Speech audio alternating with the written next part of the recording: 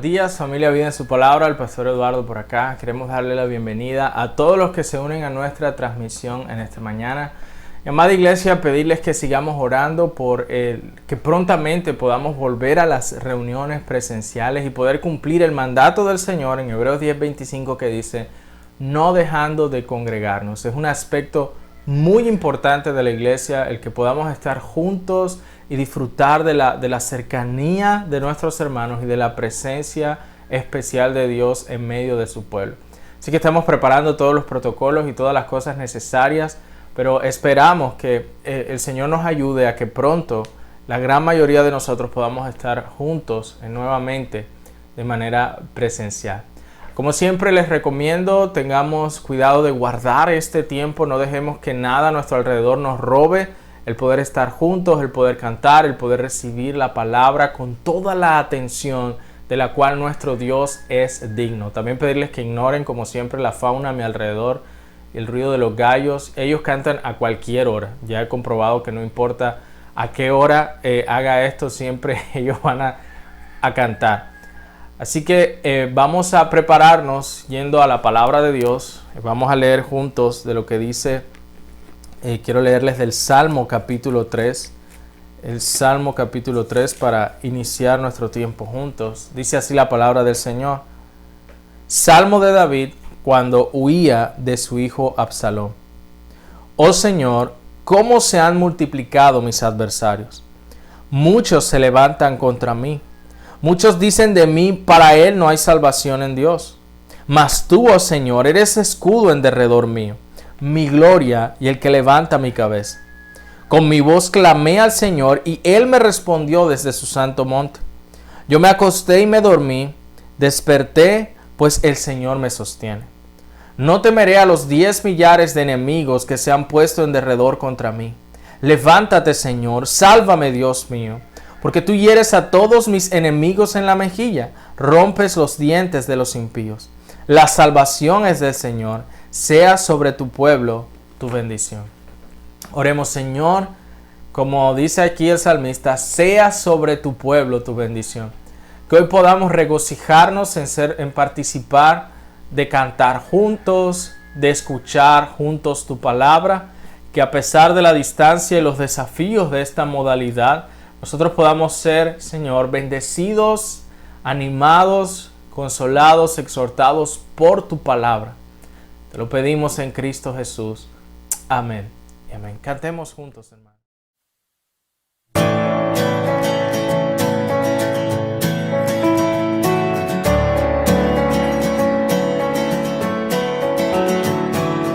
Quien rompe el poder del pecado, su amor es fuerte y poderoso, el Rey de gloria, el Rey de majestad. Conmueve el mundo con su estruendo y nos asombra con maravillas, el Rey de gloria, el Rey de majestad. Gracias sublime es, perfecto es tu amor, tomaste mi lugar, cargaste tú mi cruz, tu vida diste ahí, y ahora libre soy. Oh, Jesús, te adoro por lo que hiciste en mí.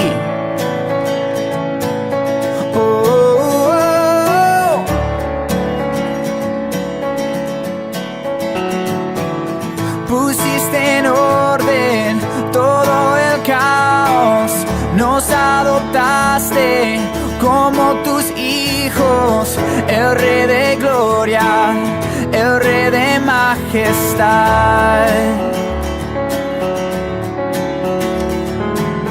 El que gobierna con su justicia iglesia y resplandece con su belleza, el Rey de gloria, el Rey de majestad.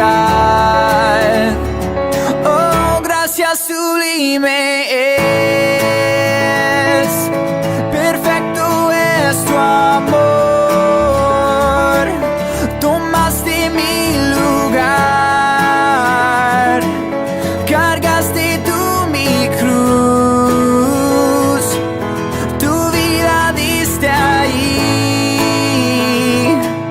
y ahora libre soy.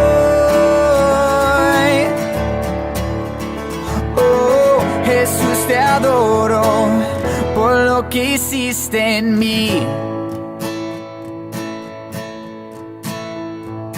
Digno es el Cordero de Dios, digno es el Rey que la muerte venció. Digno es el Cordero de Dios, digno es el Rey que la muerte venció. Digno es el Cordero de Dios, digno es el Rey que la muerte venció.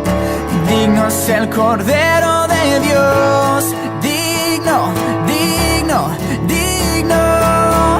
Gracia sublime es, perfecto es tu amor. Tomaste mi lugar, cargaste tú mi cruz, tu vida diste ahí.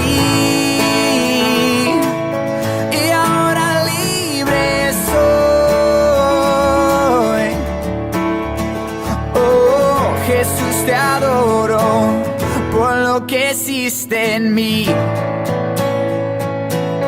Oh, oh, oh.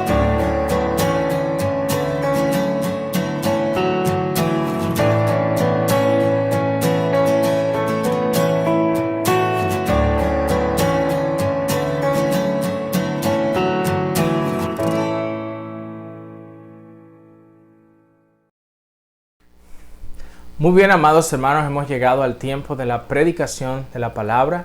Estoy muy contento porque vamos a dar inicio a una nueva serie en el libro de Éxodo. Como ustedes saben, es el segundo libro del Antiguo Testamento y es una historia muy conocida por todos nosotros. La historia de cómo Dios libera a su pueblo de la esclavitud en Egipto por medio de Moisés con un gran despliegue de su poder y los lleva de camino a la tierra prometida. Les muestra, les revela de su ley y de todo lo que necesitaban para tener comunión con Él, mientras los dirige hacia la tierra prometida. Eso hace parte de la historia del pueblo de Dios y parte de nuestra historia en ese sentido también. Así que damos gracias a Dios por la oportunidad que tenemos de estudiar este libro juntos. Así que acompáñenme a orar mientras nos preparamos para ello. Señor, gracias por la oportunidad que tenemos de escuchar tu palabra y de empezar esta nueva serie en Éxodo, donde te pido que sea de bendición para nuestras vidas, donde estos temas de ser libertados de la esclavitud, de ver, Señor, de verte obrando poderosamente para rescatar a tu pueblo, sea algo allí que quede impregnado en nuestras vidas y nos lleve a asombrarnos, a adorarte y a regocijarnos de la liberación mayor que nosotros experimentamos en Cristo Jesús, Señor nuestro. Amén y amén. Empezamos entonces, hermanos, nuestra serie de Éxodo. Como ustedes saben, Éxodo, les decía hace un momento, es el segundo libro de la Biblia, seguido de Génesis. Hace parte del Pentateuco, de los 5 primeros libros de la Biblia, cuyo autor es Moisés. Y hay un tema que nosotros podemos ver en los primeros 2 capítulos de Éxodo. Y este tema tiene que ver con que vamos a responder a la pregunta: ¿qué está haciendo Dios cuando parece que está ausente? Seguramente usted ha tenido momentos así en su vida donde parece que Dios está ausente, donde parece que no te está escuchando o como si estuviese siendo indiferente a lo que sea que tú estés atravesando. Ese sentimiento lo vemos en algunos de los salmos. Por ejemplo, en el Salmo 13, versículos 1 y 2 dice: ¿hasta cuándo, oh Señor, me olvidarás para siempre? ¿Hasta cuándo esconderás de mí tu rostro? ¿Hasta cuándo he de tomar consejo en mi alma, teniendo pesar en mi corazón todo el día? ¿Hasta cuándo mi enemigo se enaltecerá sobre mí? O el Salmo 88, 14 que dice: ¿por qué, Señor, rechazas mi alma? ¿Por qué escondes de mí tu rostro?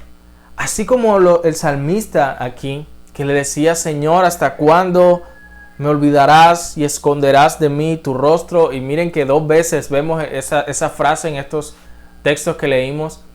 Los salmistas sentían que en un sentido Dios escondía su rostro de ellos. Por eso, si ustedes, para ellos, esta frase de que el rostro del Señor resplandezca, tenía que ver con recibir su favor y su bendición. Entonces había momentos en sus vidas donde sentían más bien que el rostro del Señor estaba oculto, así como también quizás tú has sentido eso en tu vida. Así que cuando parece que Dios está ausente, ¿qué está haciendo? ¿Se ha dormido? ¿Es indiferente? En un sentido más amplio, el pueblo de Dios en los capítulos 1 y 2 de Éxodo se sentían de esa manera, como que Dios estaba ausente, como que ¿qué está haciendo en medio de nuestra situación? Y eso es lo que vamos a ver. Vamos a responder a esa pregunta: ¿qué está haciendo Dios cuando parece que está ausente? Y vamos a ver 4 respuestas, y la primera de ellas es que Él está guardando sus promesas.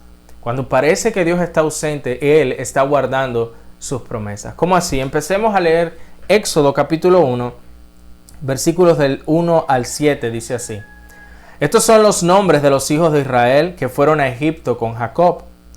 Cada uno fue con su familia: Rubén, Simeón, Leví, Judá, Isaacar, Zabulón y Benjamín, Dan, Neftalí, Gad y Aser. Todas las personas que descendieron de Jacob fueron 70 almas. Pero José estaba ya en Egipto, y murió José y todos sus hermanos y toda aquella generación.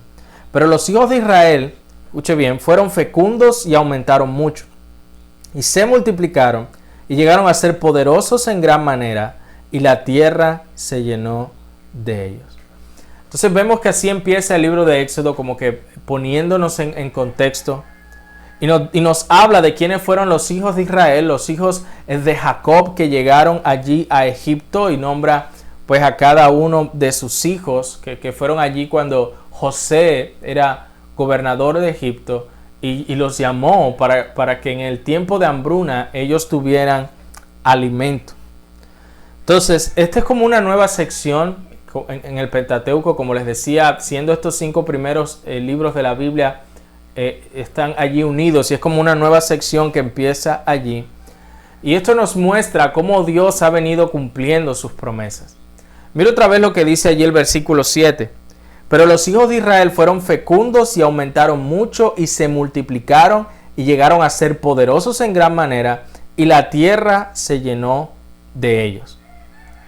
Miren cómo este es un lenguaje muy similar a lo que Dios dijo a Adán y Eva en Génesis 1:28. Génesis 1:28 dice: y los bendijo Dios y les dijo: sed fecundos y multiplicaos, y llenad la tierra y sojuzgadla. Ejerced dominio sobre los peces del mar, sobre las aves del cielo, sobre todo ser viviente que se mueve sobre la tierra. Esas palabras allí de ser fecundos y multiplicarse y de llenar la tierra aparecen allí en Éxodo 1:7. Dice que el pueblo de Israel sí se multiplicó, llegaron a ser, fueron fecundos, aumentaron mucho, se multiplicaron y la tierra se llenó de ellos. Es como si en un sentido el plan original de Dios que le había dicho a Adán y Eva que llevaran a cabo, lo estaba ahora cumpliendo por medio de los hijos de Israel, por medio de su pueblo. Así que a través de este pueblo escogido, Dios está llevando a cabo sus buenos diseños, ¿sí? Llevando a este pueblo a multiplicarse, a ser una nación grande, tal como le había dicho a Abraham, que por medio de su descendencia serían benditas todas las naciones de la tierra. Nosotros vemos luego del incidente con la Torre de Babel que Dios confunde el lenguaje de los seres humanos cuando querían hacerse un gran nombre y una torre que llegara hasta el cielo, que Dios llama a un hombre, llama a Abraham, en Génesis capítulo 12, versículos del 1 al 3. Y el Señor dijo a Abraham, vete de tu tierra, de entre tus parientes y de la casa de tu padre, a la tierra que yo te mostraré. Haré de ti una nación grande, y te bendeciré y engrandeceré tu nombre, y serás bendición. Bendeciré a los que te bendigan, y al que te maldiga, maldeciré. Y en ti serán benditas todas las familias de la tierra. Nosotros vemos que Dios ha estado dando cumplimiento a esta promesa a Abraham al multiplicar a su descendencia. De hecho, en Éxodo 1 vemos cómo Jacob, nieto de Abraham, llega a Egipto por medio de José. Dios está ahora haciendo de Abraham una gran nación, multiplicando su descendencia. Y también vamos a ver cómo se va a cumplir eso que Dios le dijo allí a Abraham, maldeciré a los que te maldigan. Porque en un sentido eso era lo que Faraón trataba de hacer contra el pueblo de Dios, y sufrió las consecuencias. Y luego en Génesis 15 Dios le dice específicamente a Abraham lo que pasaría con sus descendientes. Véanlo conmigo, Génesis 15 del 13 al 16. Y Dios dijo a Abraham, ten por cierto que tus descendientes serán extranjeros en una tierra que no es suya, donde serán esclavizados y oprimidos 400 años. Mas yo también juzgaré a la nación a la cual servirán, y después saldrán de allí con grandes riquezas. Tú irás a tus padres en paz y serás sepultado en buena vejez. Y en la cuarta generación ellos regresarán acá, es decir, a la tierra prometida, porque hasta entonces no habrá llegado a su colmo la iniquidad de los amorreos. Entonces Dios le dijo a Abraham lo que iba a pasar con sus descendientes, no solo que irían a Egipto, sino que serían esclavizados allí por 400 años. Y una de las razones para todo lo que el Señor estaba haciendo es que Él iba a juzgar a ciertas naciones malvadas. Mire que dice allí, todavía no ha llegado al colmo la maldad de los amorreos. Cuando esa maldad llegue al colmo, yo voy a usar a tus descendientes, Abraham, para juzgarlos a ellos. Pero el punto es que Dios le había prometido estas cosas a Abraham, que ellos serían esclavizados, pero que Dios juzgaría a esa nación y saldrían de allí con riquezas y luego regresarían a la tierra prometida. Y en Génesis 46 del 3 al 4, Dios le dice a Jacob, que luego fue cambiado su nombre a Israel, y él dijo, yo soy Dios, el Dios de tu padre, no temas descender a Egipto, porque allí te haré una gran nación. Yo descenderé contigo a Egipto, y ciertamente yo también te haré volver, y José cerrará tus ojos. Entonces cuando Jacob va a Egipto es cuando Dios va a cumplir esa promesa. Entonces, aunque para el pueblo de Israel en ese momento de dificultad y de cambios, Dios parecía ausente, Dios en realidad ha estado cumpliendo sus promesas. Aquellas cosas que había prometido a Abraham, a Isaac y a Jacob. Aquello vemos a este pueblo multiplicándose, creciendo, siendo una gran nación. Otra de las promesas que Dios está cumpliendo es lo que dice Génesis 3:15, un pasaje que deberíamos memorizar.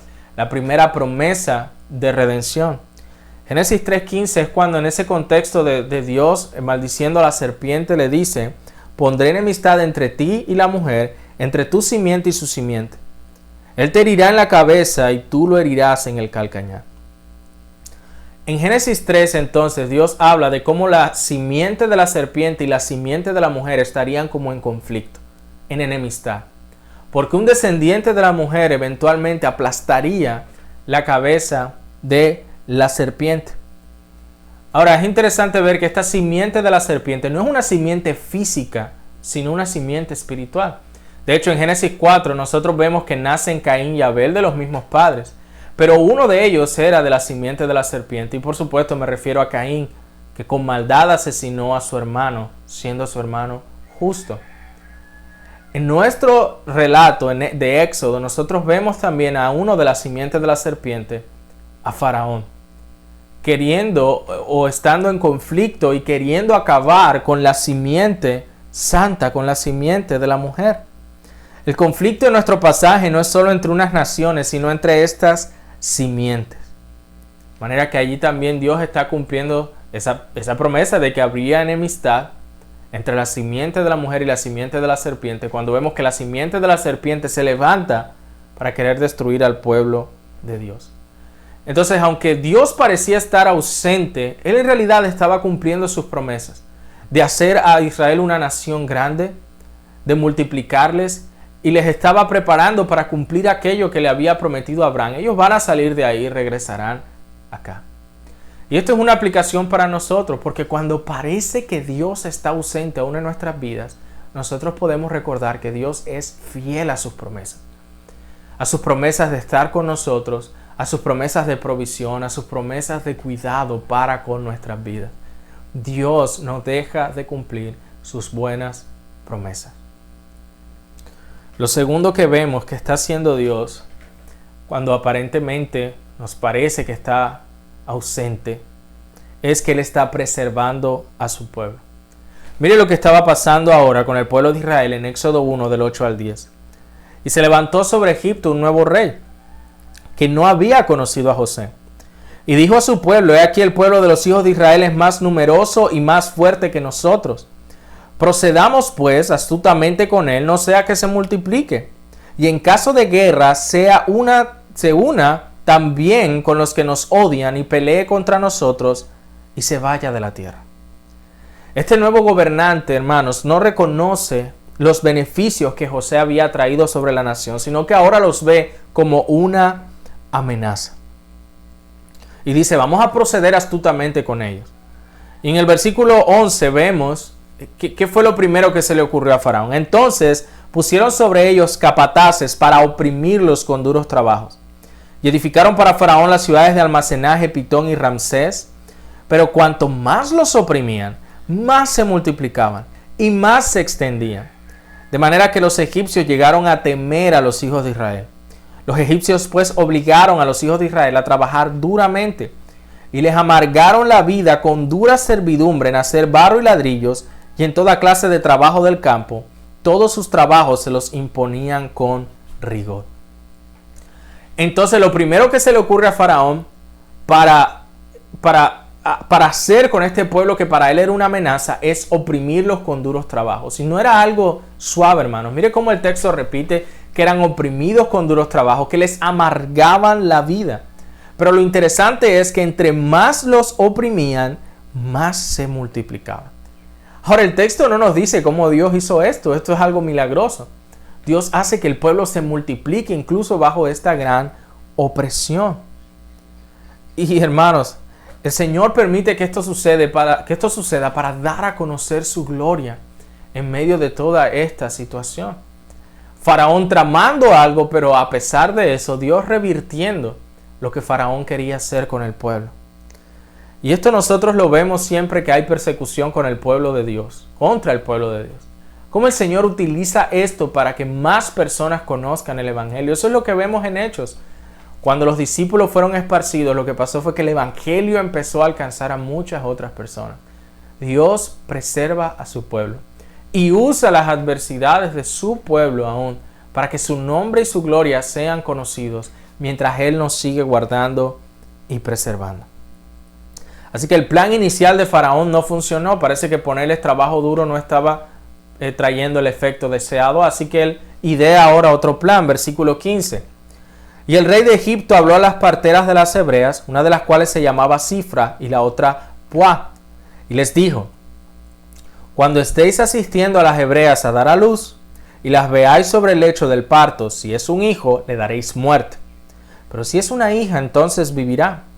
Pero las parteras temían a Dios y no hicieron como el rey de Egipto les había mandado, sino que dejaron con vida a los niños. Y el rey de Egipto hizo llamar a las parteras y les dijo: ¿por qué habéis hecho esto?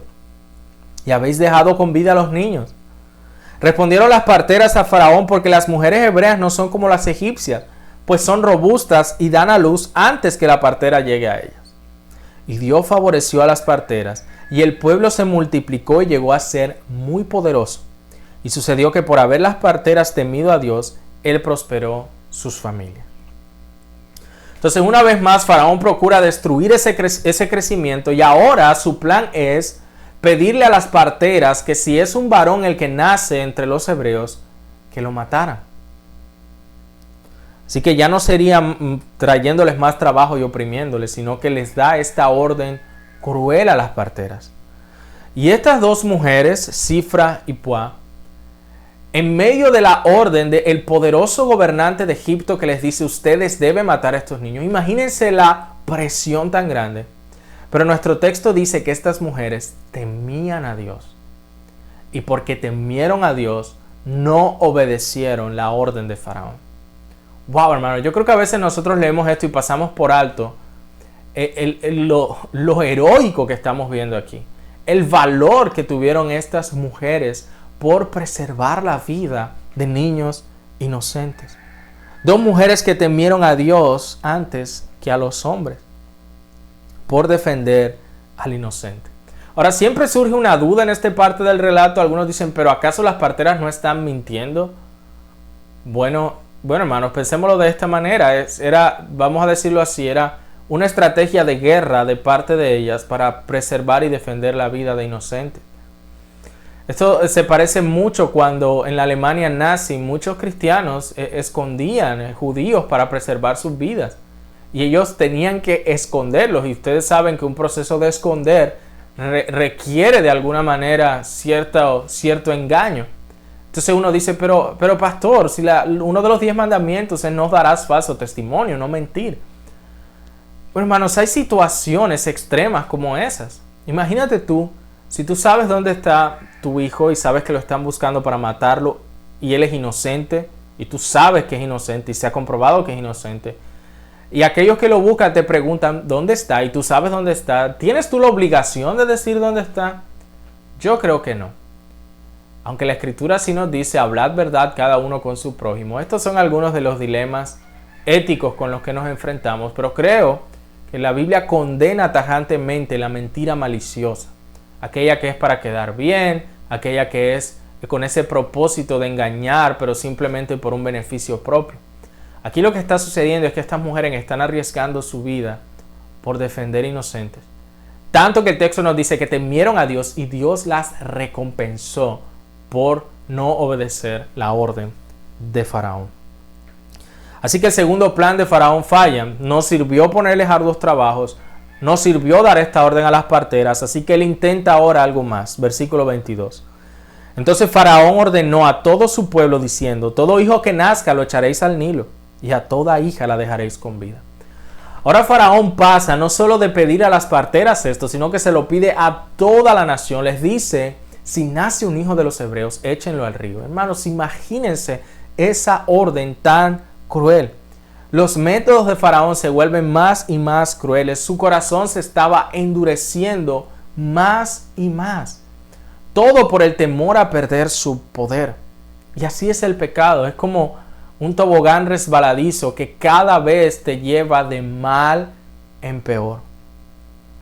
Pero ¿qué está haciendo Dios hasta este punto? Aún en medio de toda esa situación, Él ha preservado la vida de su pueblo. Primero por medios que no se nos dicen, solamente que entre más los oprimían, más se multiplicaban, y luego utilizando a estas valientes mujeres para preservar la vida de los suyos. Dios preservando a su pueblo. Hermanos, Dios tiene cuidado de los suyos. Él no es indiferente ante las injusticias que sufre su pueblo. Pero también de estas parteras aprendemos y debemos preguntarnos si nosotros estaríamos dispuestos a arriesgarnos por servir a alguien que está en necesidad y en problemas o que sufre injustamente. El Señor nos ayude a imitar ese gran valor. ¿Qué está haciendo Dios entonces cuando parece que está ausente? Está guardando sus promesas y está preservando a su pueblo. Lo tercero que vamos a ver es que Él está preparando un Salvador. En medio de todas estas amenazas de muerte y de la orden que el Faraón le da al pueblo de arrojar a los hijos de los hebreos al río, sucede lo que viene a continuación. En el capítulo 2, versículos del 1 al 10. Un hombre de la casa de Leví fue y tomó por mujer a una hija de Leví. Y la mujer concibió y dio a luz un hijo. Y viendo que era hermoso, lo escondió por 3 meses. Pero no pudiendo ocultarlo por más tiempo, tomó una cestilla de juncos y la calafateó con asfalto y brea. Entonces puso al niño en ella y la colocó entre los juncos a la orilla del Nilo. Y la hermana del niño se puso a lo lejos para ver qué le sucedería. Y la hija de Faraón bajó a bañarse al Nilo, y mientras sus doncellas se paseaban por la ribera del río, vio la cestilla entre los juncos y mandó una criada suya para que la trajera. Al abrirla vio al niño, y aquí el niño lloraba. Y le tuvo compasión y dijo, este es uno de los niños de los hebreos. Entonces la hermana del niño dijo a la hija de Faraón, ¿quieres que vaya y te llame una nodriza de las hebreas para que te críe al niño? Y la hija de Faraón le respondió, sí, ve. Y la muchacha fue y llamó a la madre del niño. Y la hija de Faraón le dijo, llévate a este niño y críamelo, y yo te daré tu salario. Y la mujer tomó al niño y lo crió. Cuando el niño creció, ella lo llevó a la hija del Faraón, y vino a ser hijo suyo. Le puso por nombre Moisés, diciendo, porque lo he sacado de las aguas. Aquí Dios libera a Moisés también por medio de 3 mujeres compasivas.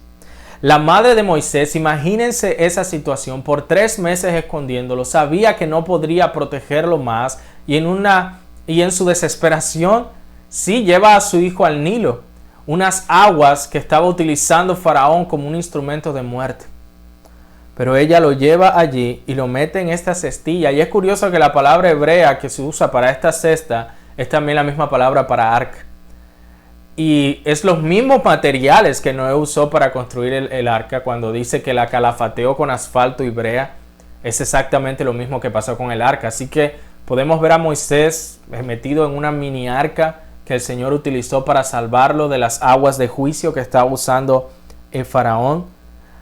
¿Sí? La hija del Faraón lo escucha llorar y tiene compasión de él. Y lo que hace la hermana de Moisés es increíble. Ella ve a la hija del Faraón sintiéndose enternecida por este niño y se acerca convenientemente y le dice, princesa, si necesitas una nodriza para que te críe a este niño que te acabas de encontrar, pues yo tengo a la candidata ideal. Y ella le dice, sí, claro que sí. Y ella busca a la mamá de Moisés. Y no solamente eso, sino que ahora le van a pagar un salario por eso. Es increíble. Moisés no solamente es libertado de la muerte, sino que su familia es enriquecida con las riquezas de los egipcios en el proceso, tal como sucedería más adelante con el pueblo de Israel. Su propia madre y hermana ayudaron a libertar a este futuro libertador. Y algo que vemos es cómo la hija de Faraón sintió compasión.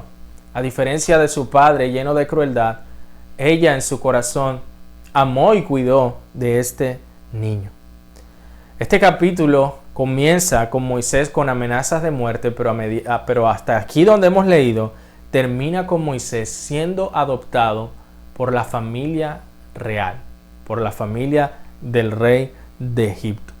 Dios revirtiendo lo que los malvados quieren hacer. Porque Faraón quería que los hijos de los hebreos fueran arrojados al río, pero este niño el Señor lo escoge y lo está preparando para libertar a su pueblo.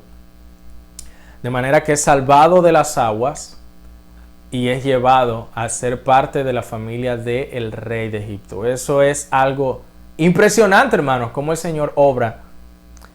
Ahora la historia se mueve hacia la vida adulta de Moisés. En Éxodo capítulo 2, versículos 11 al 22 leemos. Y aconteció que en aquellos días, crecido ya Moisés, salió a donde sus hermanos y vio sus duros trabajos, y vio a un egipcio golpeando a un hebreo, a uno de sus hermanos. Entonces miró alrededor y cuando vio que no había nadie, mató al egipcio y lo escondió en la arena. Y al día siguiente salió y vio a 2 hebreos que reñían y dijo al culpable, ¿por qué golpeas a tu compañero?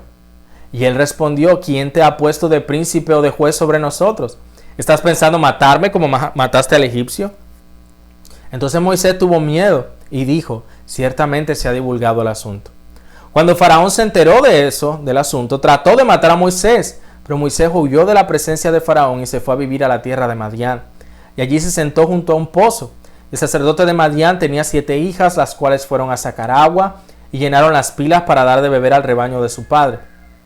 Entonces vinieron unos pastores y las echaron de allí, pero Moisés se levantó y las defendió y dio de beber a su rebaño. Cuando ellas volvieron a Reuel su padre, él dijo, ¿por qué habéis vuelto tan pronto hoy? Respondieron ellas, un egipcio nos ha librado de la mano de los pastores y además nos sacó agua y dio de beber al rebaño. Y él dijo a sus hijas, ¿y dónde está? ¿Por qué habéis dejado al hombre, invitado a que coma algo? Moisés accedió a morar con aquel hombre y él dio su hijo a Séfora a Moisés y ella dio a luz un hijo y Moisés le puso por nombre Gersón porque dijo, peregrino soy en tierra extranjera. Entonces vemos ahora lo que sucede en la vida adulta de Moisés. Moisés ve a un egipcio golpeando a uno de los hebreos, probablemente poniendo en peligro la vida de ese hebreo. Entonces Moisés interviene, lo defiende y da muerte al egipcio y lo oculta. Ahora, siempre hay dudas, ¿será que Moisés obró correctamente allí o no? Uno se pudiera pensar, ¿no obró precipitadamente? ¿Será que él ya sentía que Dios lo estaba llamando a algo y se apresuró? Hermanos, no necesariamente. En Hechos capítulo 7, versículo 24, nosotros vemos Esteban, lleno del Espíritu Santo, refiriéndose a este incidente, diciendo, al ver que uno de ellos era tratado injustamente, refiriéndose al hebreo, lo defendió y vengó al oprimido, matando al egipcio. Dice que Moisés lo hizo para defender al oprimido, de manera que no parece que haya hecho algo que fuese mal visto. Sea como sea, las cosas no salieron bien, porque cuando va a defender a otro hebreo, de otro hebreo, le dice, bueno, ¿y quién te ha puesto como juez sobre nosotros? ¿Vas a matarme como al egipcio? Él allí sabe que ya eso se sabe, que Faraón sabe, y huye por su vida. Y allí en Madián defiende a las hijas de Reuel, de estos pastores. Y lo que quiero llamar su atención allí es que 3 veces en este texto Moisés busca terminar injusticias y busca sacrificarse por el bien de otros, al defender a estos hebreos y al defender a las hijas de Reuel. Una característica importante para lo que Dios haría luego con Moisés. Entonces la vida de Moisés comienza con Faraón tratando de eliminarlo. Él es libertado aún a través de estas aguas de juicio que amenazaban. Él fue llamado Moisés porque fue sacado de las aguas, así como Dios rescataría a su pueblo al sacarlos de Egipto y pasándolo a través de aguas.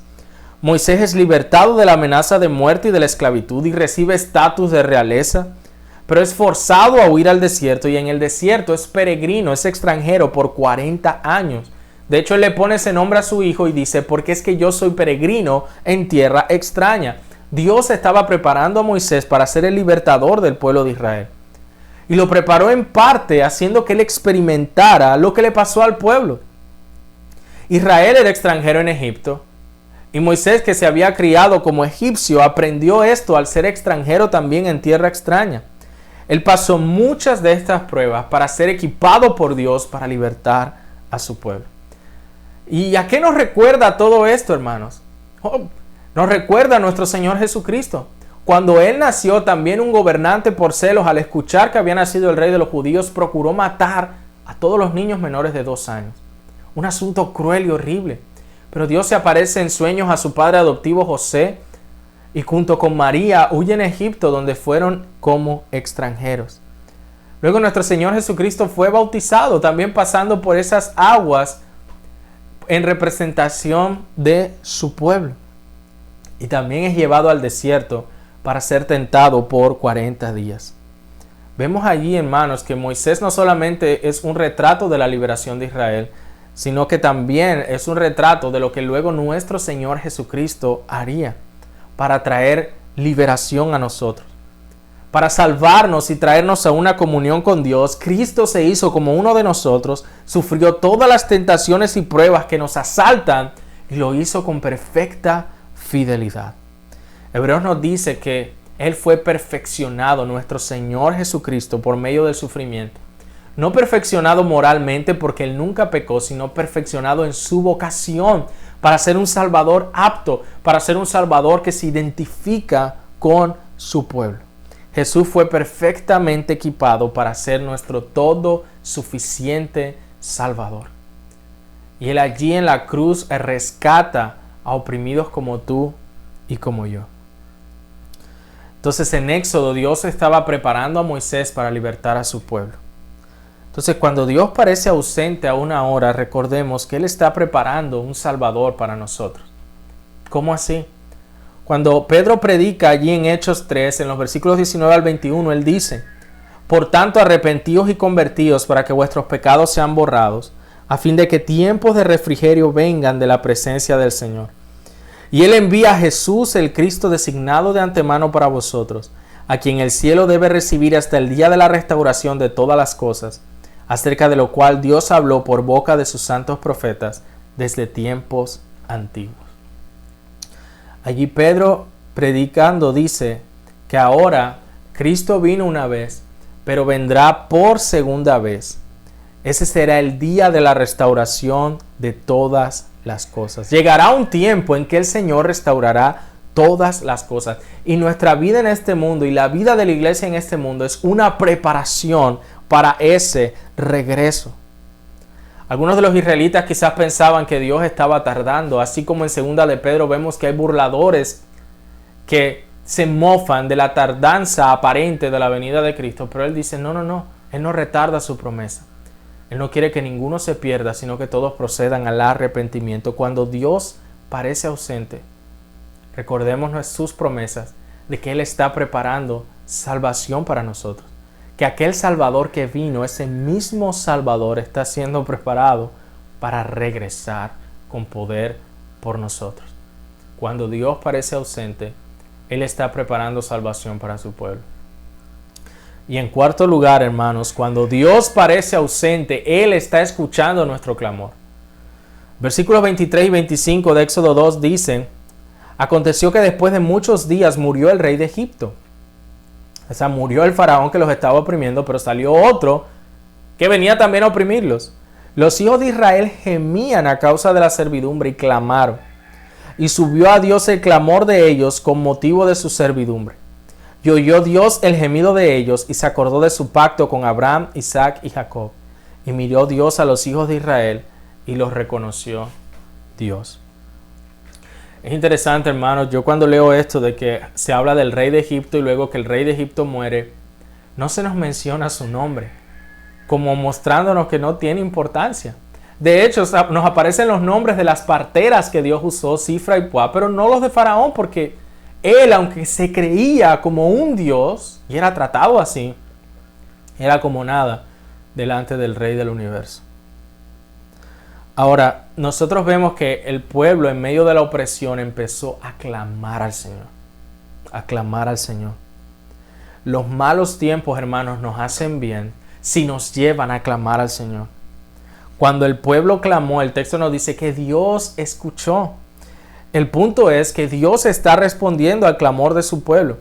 Que en su soberanía, el medio que Él utilizó para empezar este plan de liberación a que se llevara a cabo fue las oraciones de su pueblo. Hermanos, cuando todo lo demás parece no traer alivio, esto debe recordarnos que no será cambios políticos, que no serán algunas otras herramientas, sino que la oración eficaz del justo puede mucho. Que la oración cambia las cosas. De hecho, es interesante que en la nueva traducción viviente traduce o pone el versículo 25 de Éxodo de esta manera. Dios miró desde lo alto a los hijos de Israel y supo que había llegado el momento de actuar. Oh, hermanos, cuando Dios parece ausente, Él está escuchando nuestro clamor y Él sabe cuándo es el momento de actuar. Dice Juan Calvino que la oración genuina y ferviente proviene de ser conscientes de nuestra necesidad y de conocer las promesas de Dios. ¿Tienes necesidad? ¿Tienes las promesas de Dios? ¿Tienes sus promesas que te dicen no te dejaré ni te desampararé? ¿Tienes sus promesas de que Él dice yo estoy con ustedes todos los días? ¿Tienes sus promesas de decir porque yo estoy convencido de que ni la vida, ni la muerte, ni lo presente, ni lo porvenir, ni nada me podrá separar del amor de Dios que es en Cristo Jesús, Señor nuestro? En el momento de tribulación, en el momento de prueba, cuando Dios parece ausente, es el momento preciso para clamar al Señor y ver que Él escucha el clamor de su pueblo, hermanos. Oh, ciertamente nosotros sufrimos de eso, de que cuando aparentemente todo está bien, dejamos a Dios de lado.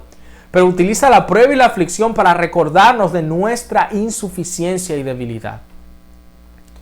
Y eso nos lleva a clamar al Señor. Eso nos lleva a clamar al Señor. Trae al Señor en oración tu necesidad. Él escucha y nuestro texto dice que Él actúa. Hermanos, Faraón y su decreto sellaron su propia destrucción y el destino de su nación.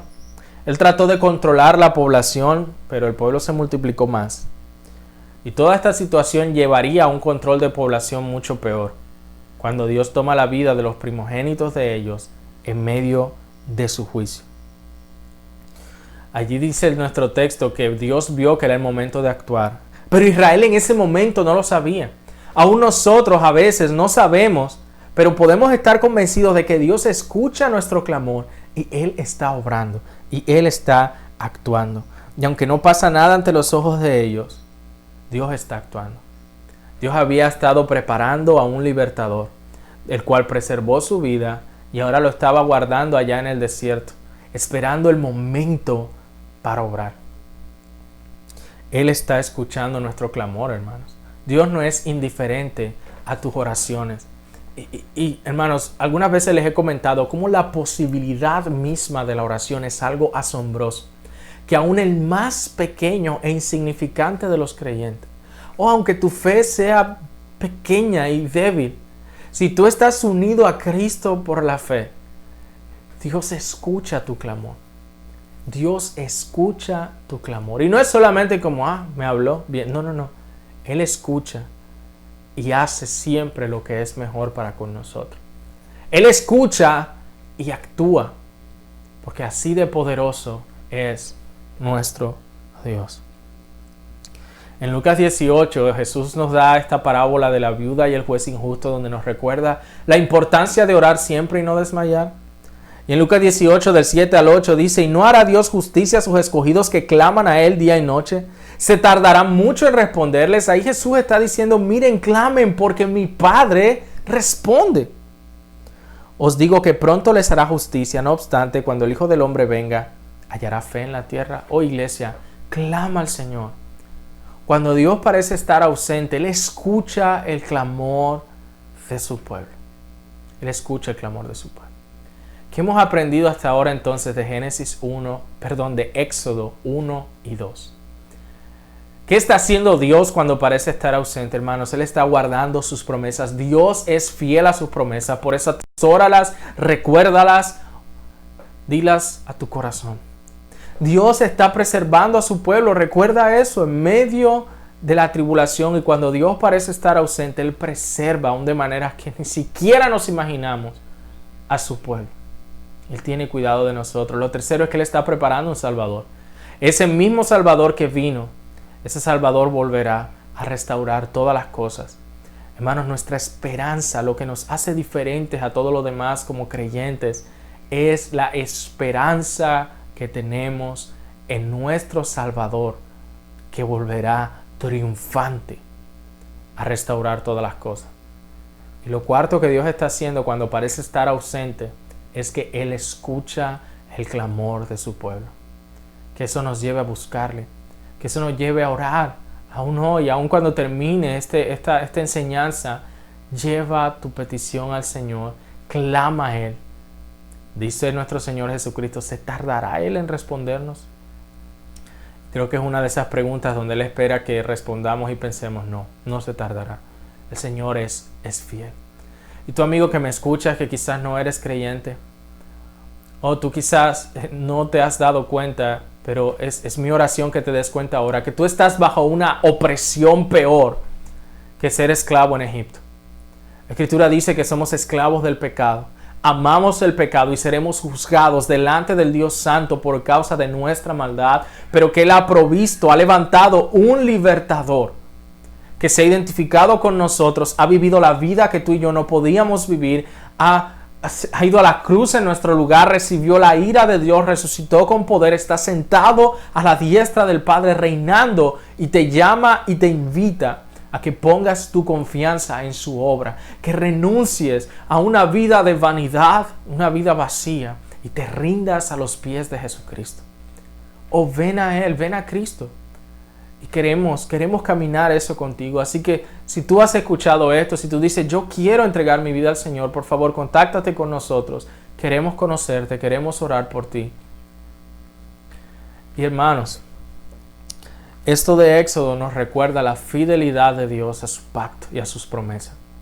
Nos recuerda que tenemos un Dios que aquellos que otros traman para mal del pueblo de Dios, Él lo revierte. Él lo revierte y preserva a su pueblo y trae liberación a su pueblo y escucha el clamor de su pueblo. Oh, hermanos, oremos. Señor, gracias por tu palabra. Gracias, Señor, porque nos escuchas y por la gran liberación que has traído a nuestras vidas. por nuestro Señor Jesucristo, uno mayor que Moisés, uno que se identificó completamente con nosotros, que dejó su trono de gloria para venir a este mundo a rescatar a pecadores como yo, a rescatar a pecadores como cada uno de los que me escuchan esta mañana. Señor, que en medio de la prueba, cuando para nosotros tú pareces ausente, podamos recordar que tú estás guardando tus promesas, preservando a tu pueblo, trayendo salvación y escuchando nuestro clamor en el nombre de Jesús. Amén y amén. Cantemos.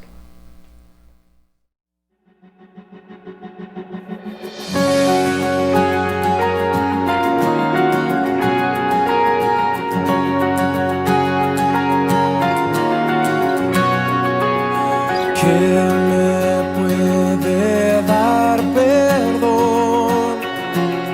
La sangre de Jesús, la sangre de Jesús, que libra al pecador de condenación. Y un nuevo corazón, la sangre de Jesús, la sangre de Jesús pagó mi redención y me salvó. Mi refugio, mi confianza está en la cruz, donde se entregó mi Salvador Jesús.